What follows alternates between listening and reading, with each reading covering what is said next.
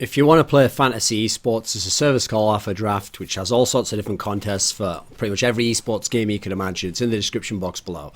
Now, I usually don't make videos about the Csgo updates because it takes a while to figure out what's going on with them. It's actually usually more suited to people like Sloth Squadron, as a guy who calculates and crunches all the numbers and he makes posts about it, or 3 Clicks Phillips usually does like videos that are to do with some of the changes, etc., if they're significant for the actual game.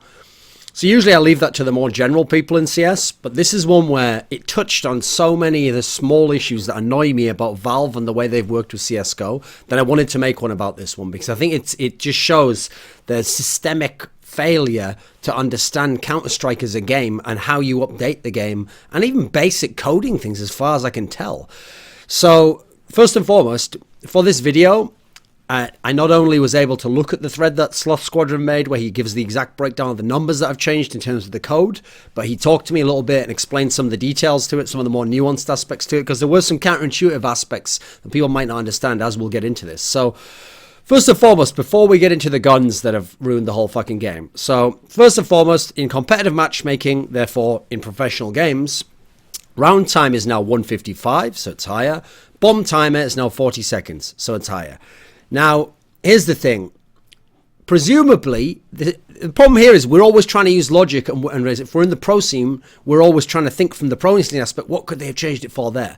As far as I can tell, the rationale of Valve is almost never to change something based on the pro scene. They change things based on matchmaking and just public server play. So what people are complaining about there, or what they just deem shouldn't be the case anymore, or how the game should be played, is what they go ahead with there. So if we were looking for the pro scene, we'd say, oh, I guess what they did is they saw that in the round time we had before, if you threw smokes and you timed your smokes and your Molotovs, perfect example, the B bomb site banana area on Inferno, you can block the terrorists out for so long that they have to just rush in last second, and it kind of spoils the flow of the game. Yes, this is something we've complained about, many of us, for a long time. It's not something many of us wanted. But what's funny is, the obvious solution for most of us, still to this day I think is the obvious solution, is to make the smoke last less time. The smoke is too powerful right now. You can't see through it, and it lasts ages. It is the length of the smoke, the duration rather, that is making that a problem. It was never the round timer. In fact, within the round timer, even on maps where there wasn't smoke off areas like that, and that's what was holding you back, people still sat for a lot of the time. Go and watch teams like Na'Vi, and they run that clock down to 25 seconds, 30 seconds every time. That's just their style of play. So they're already wasting a lot of time. And there was a lot of downtime in the game. Now, with that said, in terms of the overall round timer, I don't mind it being increased. Yes, to a degree, it gives you an aspect where you could work on more tactics, or you could have things, I guess you could do slower tactics that work a little bit more effectively. The problem is, that's only in the most abstract sense of trying to think about it. If I actually think about how it will be applied, I actually think that the increased round time will spoil the game. It will ruin the game to a degree. First of all, it will make the viewing experience worse. You will have people sat for a lot longer on terrorist side, especially on the teams with extremely good aim. So they're just waiting for someone to push on CT side and get a favorable duel. They're not just going to rush in some of these teams. Secondly, the area I see that people haven't bothered to mention, which I think is going to be really, really dangerous in this particular sense, is, so for round timer, maybe it can work. Maybe that can be better. Maybe that can be decent. I don't mind it. Unfortunately, it probably means teams will just fake over and over and over and over again. So I guess in a way, people will have to improve their discipline in terms of when they throw their smokes and their flashes, because you can bait them out more on the terrorist side. Okay, that's all right, I guess. I could see areas that could work. The big issue for me is I don't like the round timer going up to 40 seconds, because what this allows now is, first and foremost, it decreases the effectiveness of full-on fakes. As in, if I fake you out as terrorist, I'm the terrorist, we're going in, and on CT side, I make you think that by probing the other site, I make you think I'm going to the other site. You rotate a man over, and let's say you've got one man in this site. If I run in, it's very likely with 4 to 5 people, I'm going to overwhelm that guy. I'm going to plant a bomb, and now in theory, you've got 3 to 4 people at least trying to rotate into the site. All that's happened now is you've got extra time to do so. Therefore, my fake is less effective because you have more time to walk or even run or go a different route to get there to have a really good chance to kill me all and defuse the bomb. Now, that's not good because that takes away from the strategical aspect of the game, in my opinion. I'm trying to think of ways it would be good. I don't think there are many in that sense. Like, yes, brilliant players like Crims now have even more time to figure out the puzzle of where shall I go first and which 1v1 shall I set up. And they're going to win a lot more amazing 1v4s, etc. But that's their amazing skill anyway. I don't think that it balances out giving to them who are amazing players in that sense, because you're also giving to other people who now have more time. Whereas I feel like you've ruined some of the tactical aspect. Like, think of that famous round, DreamHack Winter 2013, where Complexity completely fakes out Very Games on Inferno, where they fake the B site. They go into it even with all their guys, but they send one, I think it was only one. They send one guy, I think it was Nothing or Swag, over to the other site, and he goes to the A site and he plants, and as a result, the guys from Very Games take so long thinking it's still B, they can't even get there in time. They have no chance whatsoever in this particular round. So that sort of a scenario will be less effective. Maybe they do get there in time now. Maybe there's more of an opportunity for them to do so. That's not good. I don't think that's good. It takes away from some of the tactical aspect of the game and the strategical component of when you fake, when you bring people over, when you rotate an extra man over. It takes away from that, and I can't really see the positives in many senses there. They've added team timeouts to competitive matchmaking, which can be called with a vote, default being 60 seconds. Now, I actually see this as a big problem because I don't know what your experience is like being playing matchmaking. I mean, first of all, let's remember that the Valve devs are in North America. Okay, in North America, I've played a lot of ESEA pugs back in the day, 10 years ago. Even in ESEA pugs, where everyone's speaking, American English, you still get very little tactical work done with each other. Most of the time people talk, it's complaining or some very basic tactics or just some call outs. You don't really need timeouts like you would in an actual match where you want to go over strategical concepts or tactical tweaks. Now, the big issue here is, first of all, in Europe, half the people I play with don't even speak English, or if they do, it's very broken and they don't understand certain tactical concepts, or they have a totally different way of thinking of the game. So these timeouts would be of no use, but I can already see a way people will use these, which is people will use these when their team is winning big to fuck with the other team and waste the other team's time. If you're winning 14-1, let's take a tactical timeout and fuck them all up. Oh, look, we're wasting their time. You're actually going to only make people rage quit more. I don't think this is good. It would be good. It's good for the pro scene. That's why I love timeouts there. It would be good also if we were doing proper 5-on-5s. Maybe they could change it so that it only happens if you have a 5-man pre-made versus a 5-man pre-made. That's different for normal ones in competitive matching. I don't know if that's what it means by that. I don't think it's a good change. I can see it just being abused, unfortunately. Now let's get on to the weapons, which is what we're really all here about. So first of all, the pistols. So essentially, every pistol except the Deagle and the Glock, and it was only the Glock in burst fire mode, had the accuracy when moving made worse. And there's also the factor that means that all those weapons you think of, like Glock in normal mode, Tech 9, P250, P2000, USPS, all these weapons got worse while moving. Now here's the problem. On one hand, I love it. I think that's great. That's one thing I've always wanted. I didn't like how people run all the time with the pistols. I've always thought that was one of the things also that made ecos more likely to work and pistol route plays more likely to work versus a superior rifle, because you can be mobile all the time. But here's my problem. The reason why it was so effective to move wasn't just that it was more effective to spam and tap while moving with weapons like P250, P2000, which it was. It's that there's a second component. It's that if you ever watch those videos where someone stood still and fired and tried to fire like you would with a USP in 1.6, where you fire and you let the reticule, or whatever you call it, go all the way down the crosshair, and then once it goes down enough and you get the sense of this, you can tap again, and you can tap and just be getting all your bullets accurate or quite accurate. That takes way too long in CS. Like, the amount of distance someone can cover while you're waiting for the bullets to be perfectly on set is way, way worse. So either people are just going to be firing a way worse version of that, spamming but with very bad accuracy stood still, or people are going to be firing this very slow start, and we're going to get worse gameplay because we're going to have worse pistol rounds, we're going to have less skill options even for people to show off their skill, less variety in the kind of shots you can pull off. So while I like one hand, I don't want it to be where you can move all the time with pistols, especially because I think it makes save rounds like 4 spies with just pistols overpowered.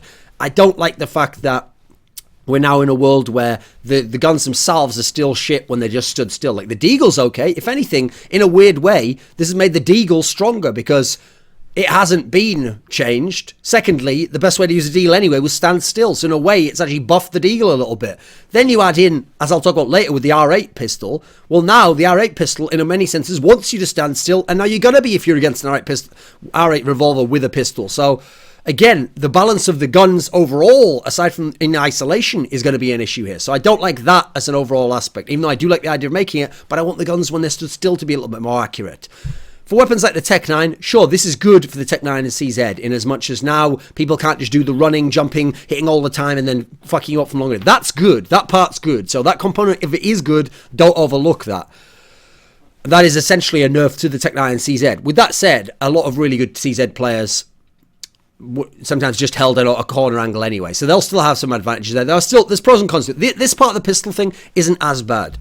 I have to say, why in God's name would you nerf weapons like the USPs and the Glock? Because like the P2000 was already struggling to keep up with weapons that are barely more expensive, like obviously the P250, we know if we go further than that, we're getting to weapons that are more expensive but are way better, like the 5.7. You're already having your problems. And the Glock in single fire mode was already absolutely fucking dog shit. And the only thing the Glock had going for it was the idea you were going to move 100% of the time and tap bullets into the guy now. Now it's even worse at that. So changing the Glock and the USPs are the ones that I don't understand. I'd have changed the USPs a little bit less, and I'd have changed the Glock not at all. In fact, I would have made that stay the same so that then it had a reason to be in the game, that had a purpose. Bearing in mind, you spawn with the weapon on terrorist side, and you notice everyone just buys fucking guns like a P250. Now we'll get into the rifles. Because the R8 revolver breaks the game so much, that's the main focal point of what people are looking at. But I want people now to look at the rifles, because I actually feel like the R8 will eventually get nerfed, but the rifle issue is really much worse, because the AK and M4A1S now have worse crouching accuracy and worse recovery times in all aspects. So as a result, when you crouch, you don't get as good accuracy, and also when you're firing, if you tap or burst or spray or whatever, then the time for the weapon to recover, so you're back to the best accuracy you can get, is getting worse and worse. So actually, here's the interesting thing. Because they've made the spray worse in doing so, they've actually nerfed everything, by the way. Tapping, bursting, spraying. Because they've nerfed spraying, especially at longer ranges, people naively, like I saw Shocks reply to me on Twitter, think that this means actually that they've buffed tapping or that they've buffed bursting. They haven't. They've actually slightly nerfed that. Admittedly, it's very, very slight. Like, it's less than a 1 value of whatever the unit was. It's very slight. It just seems better in contrast to how terrible spraying is now. First bullet accuracy is worse as well. This is bad. Like, again, yes, I'm in favor of giving a lot more buffs to tapping and bursting. Those are the preferred styles I think should exist because they promote skill and aim, especially at distance. I like that. With that said, the way they've ruined the spray is something that I don't like. Because yes, I also agree you shouldn't be able to spray super long range, blah, blah, blah. In 1.6, you never could do insane sprays like that anyway. Only really, really lucky players would. And you would get eaten alive by the really good rifle players if you tried to do shit like that when you were in a pro scenario. If you like sit long A on Dust 2 and you spray him all the way, a really good rifle player in a pro team is going to run out and bang your head off with 2 shots. That's no question. If he misses the first 2 shots, he's still got plenty of time to get the next 1 or 2 or tap it in your head. You're going to be dead. So that was never an issue. The problem is, spraying was already fucking bad enough in this game. It already had enough issues, especially like crouching, and especially, here's the one I always bring up, spray transfer. Where you spray on the first guy, okay, you get him, and now you try to transfer the spray to the next guy because you've got no time because you're playing as a CT in a particular spot, or you're a terrorist who's running in as an entry fragger. In these scenarios, I think spraying was already too bad, but in a very particular sense. And the reason why I get annoyed at this one is people who didn't play 1.6 especially will always link me to videos like, what are you talking about? Of course it's possible to spray transfer. That's not what I said. It was possible to control it to a decent degree for most players. Now, as I said, because this is another dual-sided sword aspect, double-edged sword aspect, where because tapping and bursting were better in 1.6 and extremely elite level players would use that and wreck you, you wouldn't be able to just spray and therefore beat them. They would wreck you with this style. But if you were someone who wasn't using that style, you could, as a very basic player, wasn't as skilled, use positioning on other players around your level to spray and then spray onto other people and spray transfer. So people will always link videos of people doing that, but it's never as consistent and never as good and never as easy to aim as it was in 1.6. So I didn't like the way that was anyway. You then have got to look at the fact that rifles I already thought were bad, especially in the context of this game having so many fucking overpowered pistols, and now SMGs that are allowed to run around and move all the time. It already fucked with rifles. They weren't good enough compared to what they were in 1.6 anyway. Now, they're worse, spray's worse, they've even slightly fucked up more of the tapping and bursting. It already tilted me that they'd fucked up the first bullet accuracy more and they'd made tapping worse. These were core qualities that made CS's skill ceiling continue to rise over the years in 1.6, where in the early days, yeah, people did spray all the time. Then they started bursting, then they started tapping in the right situation, and pros would switch between them. Someone like Forrest was amazing at knowing how to push the limits of each, to switch between each depending on what range he was at, as he moved in on an enemy, what type of enemy, what he knew about the enemy's tendencies in a fight. That's what made them amazing players. There's not the same options in CSGO in that sense. Now, the R8 revolver. I don't know whose concept this is. I don't know what the point in it is. Whoever it is, I feel like that scene in fucking Glengarry Glen Ross where Al Pacino's character says to the Kevin Spacey character, like, I don't know whose cousin you are, asshole, but I'm going to have your job. That's what I feel like about this fucking... Who the fuck asked for this? Who's putting shit like this in the game? This is just utterly moronic. So this weapon has the same base damage as an AWP at 115 damage. That's more than a kill, by the way. A kill is 100, remember. Obviously, you need armor as well, so you have to calculate that.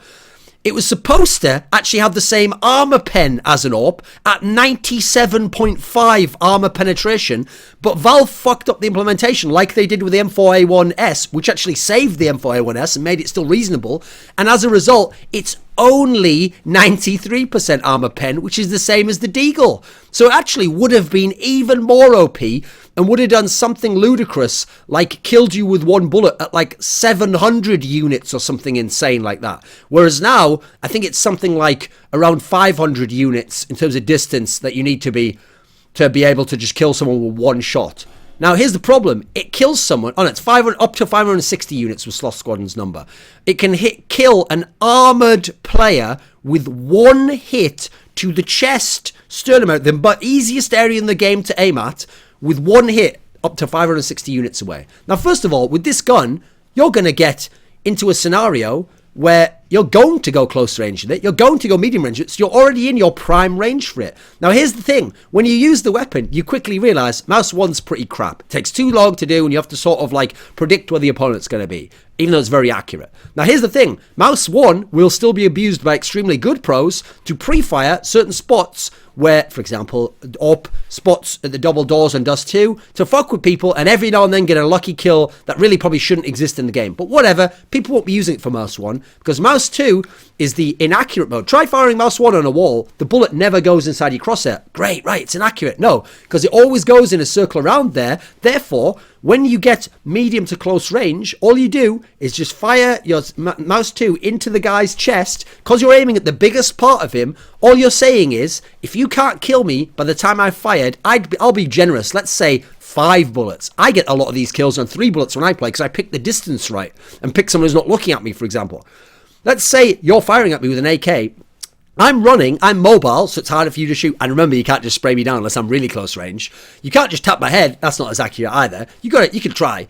But if you can't kill me within 4 or 5 bullets of me firing, you will be dead. Because I only have to land 1 bullet. It's not that I have to land 1 bullet, then tag you with another, then hit another, like you used to with the old pistols in 1.6. I just have to land the 1 out of the 5 or 6, and you're dead. Definite. It's a guaranteed kill if I'm in that scenario. So we're too powerful. 1-shot kill. Another fucking gun that's a 1-shot kill. This one not even in the head. Into the body. Unreal. Accuracy's good while jumping. Well, of course we'd want that, wouldn't we? Let the guy dodge even more while gambling in his 1 in 5 bullets into me. It has like 9 bullets or something in the chamber. And 8 bullets in... 9 bullets are reserve, 8 in the chamber. It's also accurate on ladders. You can also fire it for some reason while you're in the fucking spawn in freeze time. So the thing's totally broken. Like again, whoever implemented this, was this like bring your kid to work day and you let him implement a gun while he wasn't looking around and you were like, hey, guess what, Bill? It's going out like that. Like, yeah, great, you're fucking with our lives here, mate. The cost is only $850. Now, this is an area I'm going to go mental on, because the gun's already way too overpowered. No pistol should be doing that anyway, into the body, killing you while you have armor on with one bullet. That's irrelevant. Let's get over that. You could never make a good argument for there being a pistol like that. But the fact it costs $850, oh, how cute. You made it so I can't buy it on pistol round, but I can buy it every other round. And actually, it's not ludicrously overpriced when you consider I'm almost certain to get a kill if I know what the fuck I'm doing, and I'm not versus some god rifler. The reason I bring up the price is because one of the first things you should always look at with all these guns, beyond damage values and where they drop off, which is all very good, is always look at the price first, because price determines how much it can be used. If this gun cost $3,000, no one would be buying it, or they'd be buying it as a joke, and as a result, the gamble would probably be worth it. I remember someone made this point, when the Tech 9 was super overpowered, and the CZ was super overpowered, me and someone else, I think it was Dazed or someone, we tried to think, like, what would the actual value be? If you wanted to put a real value on all, like, give it the same core damage stats it has now and positive stats, but let's figure out what that should be worth in CS. And I think we figured out that for a Tech 9 it should be about $1,400. It should be up there with like a SMG, and the buy should be so much that if you don't get kills, you've fucked yourself over more than just a save round, because it's not supposed to be a save round weapon because it's so powerful back then when it was so easy to get kills. Same with a CZ, because it was so useful, especially for the AWPer. We need the price to be much higher so that if you die, you're losing a lot of money in that sense of what you invested into it. For a weapon like this, $850, way too little. I think this should probably be about, I'd say minimum $1,200. I'd probably be worth, for the current damage stats, I'd be going more up to $1,500 or more. So if you really want to get it. But I want to make it where it's a massive investment, because you're so likely to get kills. At the moment, just the price breaks the game alone. Now, the weapon as it is itself is totally game breaking. Yes, it's more expensive than just ecoing, but on any kind of force buy round where people are going to buy a Tech 9 armor, you just buy this. In fact, maybe buy this without even buying armor. This is ludicrous how good this weapon is. Good in sense of that you're going to get kills with. It's not good for the game. It doesn't promote skill either, by the way. Because it's inaccurate, in fact, it's not promoting skill, it's promoting gambling. The worst quality of CS, gambling. What is the deal with Valve and them always having so many OP pistols? It just promotes people gambling to get kills on people who have full buys. It doesn't promote people using insane skill, or people having to use a certain, like, I have to get in a certain range and they have to aim only for the head, or I have to tap one into the head and one into the chest. No, it's always gambling, like the CZ, the Tech 9 and this weapon, where you're just spamming them into the body, just rushing at them, trying to move so you're mobile and they can't hit you, and you're just spamming it and you're gambling that you kill him. So you've got a cheap pistol that's less than $1,000. You're going to now kill him. You get his rifle, which is worth over $2,000, and he had armor and he had the gambling aspect is way too much, especially for what the principles of what Counter-Strike is supposed to be. It also, by the way, means AWPers are even more fucked, because unless they're super long range, they now have even more people. Okay, here's the one thing that's good for AWPers. The pistol guys now can't be as mobile and accurate. That's good for AWPers. What's bad is they now have another kind of person with a very strong gun that is mobile, rushing at them, and that they must kill before that guy gets one bullet shot off them at mid-range and further in. Again, now you're fucking with AWPers again. AWP already costs $1 bazillion. $47.50 gives you a joke fucking team kill, gives you a ridiculous kill bonus that is absolutely one of the worst things in the whole game, and they made it worse. It can't move as much. They get the AWP nerf on it, and already the crosshair aspect was never as good as it was in 1.6. So it has all these problems with it. It's like whoever made fucking Gay Ben, whoever made this fucking game update, must be some little Gold Nova scrub who loves just getting OP pistols because he always has to eco because he's shit with rifles, and he hates getting wrecked by AWPers who just hold a normal AWP angle and beat him the way that they should from long range by using decent aim and leading the shot. And he's like, she's bullshit, I should be able to buy a gun every round that can possibly kill that guy and get all of his shit. Like, what? This is like, it's like a nightmare. This is the antithesis, the anathema of everything that Counter-Strike is supposed to be in terms of its principles and its framework as a game. It's like Valve don't understand the actual core concept tenets, the core tenets, the concepts, the components that made CS a great game. I didn't say made it a game, made it a great game. The reason why it was such an excellent game, why it lasted so long at the top level, why the skill ceiling was so high, and why all aspects of the game had a logic to them and had an intuitive component as to how they worked.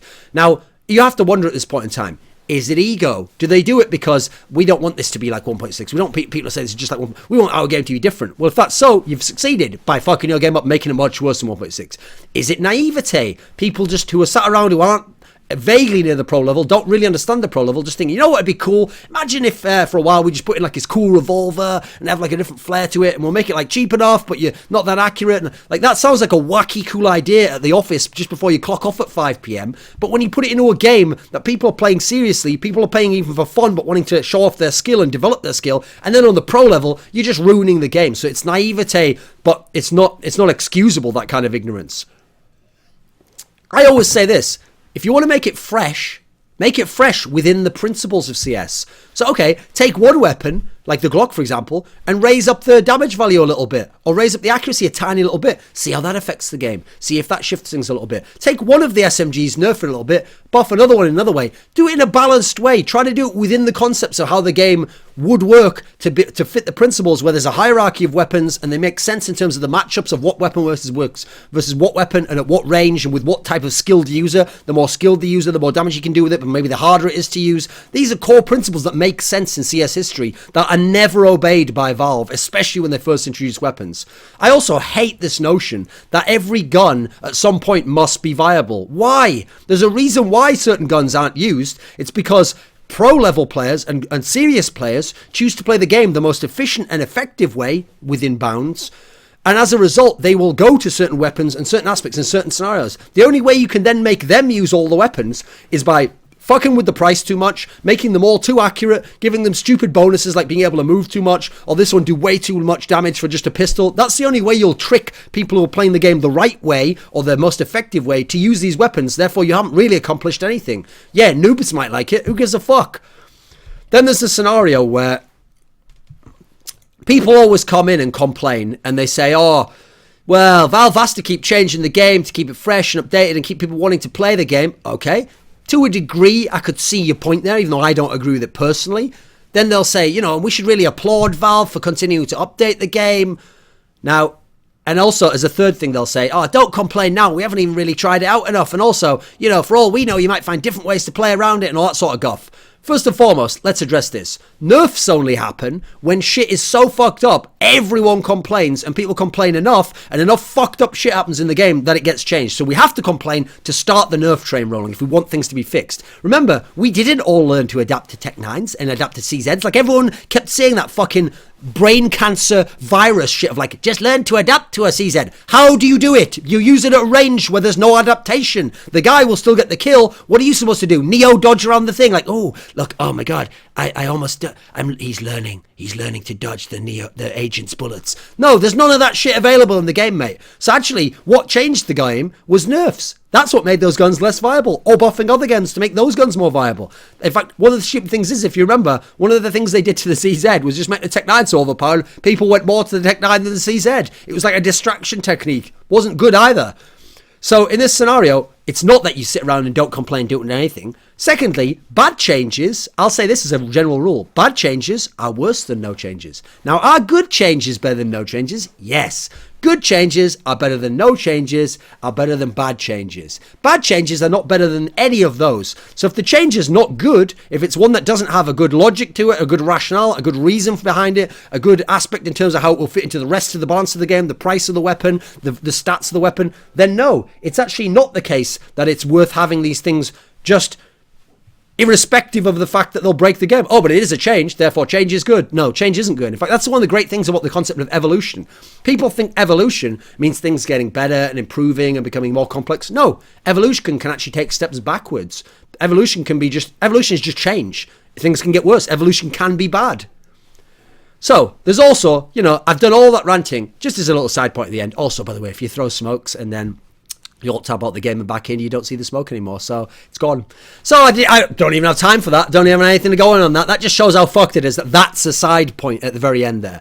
So again, congrats to Valve for fucking the whole game up. And no, this isn't like all the other changes. Many of the other changes, I didn't like the direction they went, or maybe the rationale didn't make sense to me, but I never thought it was that big a deal, or I just played the game. I already think the game's very broken. I've never understood that logic. I once heard someone from a major tournament organizer who said that if CS 1.6 is a 10 out of 10, then CSGO is a 9.2 out of 10. Fuck you, mate. That just shows how little you know about the 10 out of 10 rating scale and 1.6 and CSGO. CSGO At its best is probably a 7 out of 10, and at the moment is like a 6.2 out of 10, and there's a lot of room to go. And if you kind of give in and acquiesce to Valve, like, it's a wonderful game, only 1 or 2 tiny little problems, it'll never get there. So instead, we've paid for the game, remember, we've bought the game, we're developing the game, we're developing the esports scene, we're helping Valve make all this money, we have a right to say, we don't like this, and remember, we're not demanding in the sense that they have to do it, but we demand as a community that things are done better, and that's the way things have to be. Sorry about that, boys. Anyway,